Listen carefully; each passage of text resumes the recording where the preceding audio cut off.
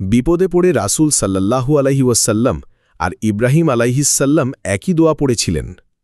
হাসবুনাল্লাহু ওয়া নি'মাল ওয়াকিল, অর্থ আমাদের জন্য আল্লাহই যথেষ্ট, তিনি কতই না উত্তম কর্মবিধায়ক। এই দোয়াটি এসেছে সহিহ বুখারীর 4563 নম্বর হাদিসে।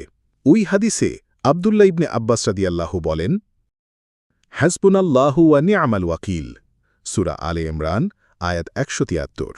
এই কথাটি হযরত ইব্রাহিম আলাইহিসসালাম বলেছিলেন যখন তাকে আগুনে নিক্ষেপ করা হয়েছিল, এবং রাসূলুল্লাহ সাল্লাল্লাহু আলাইহি ওয়াসাল্লাম বলেছিলেন যখন লোকেরা এসে তাকে বলেছিল, তোমাদের বিরুদ্ধে বিরাট সেনাদল একত্রিত হয়েছে, তাদেরকে ভয় করো। অর্থাৎ ইব্রাহিম আলাইহিসসালামকে যখন তার কওম আগুনে ফেলে জ্বালিয়ে মারতে চেয়েছিল, তখন তিনি বলেছিলেন, হাসবুনাল্লাহু ওয়া নি'মাল ওয়াকিল।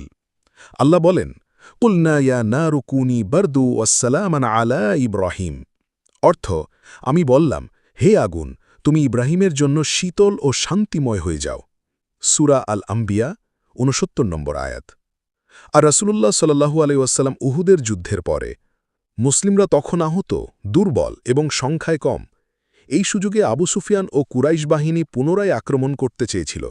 তখন কিছু লোক গিয়ে বলল, তোমাদের বিরুদ্ধে বিরাট সেনাদল একত্রিত হয়েছে, তাদেরকে ভয় করো। এই পরিস্থিতিতেও রাসূলুল্লাহ সাল্লাল্লাহু আলাইহি ওয়াসাল্লাম এবং সাহাবীগণ বললেন, হাসবুনাল্লাহু ওয়া নি'মাল ওয়াকিল। তখন আল্লাহ কুরআনে এই আয়াত নাজিল করেন। সূরা আলে ইমরান আয়াত ১৭৩। الذين قال لهم الناس إن الناس قد جمعوا لكم فاخشوهم فزادهم إيمانا وقالوا حسبنا الله ونعم الوكيل।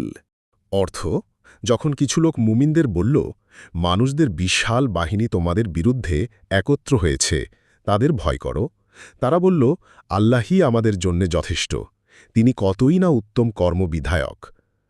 আর এতে তাদের ঈমান আরও বেড়ে গেল।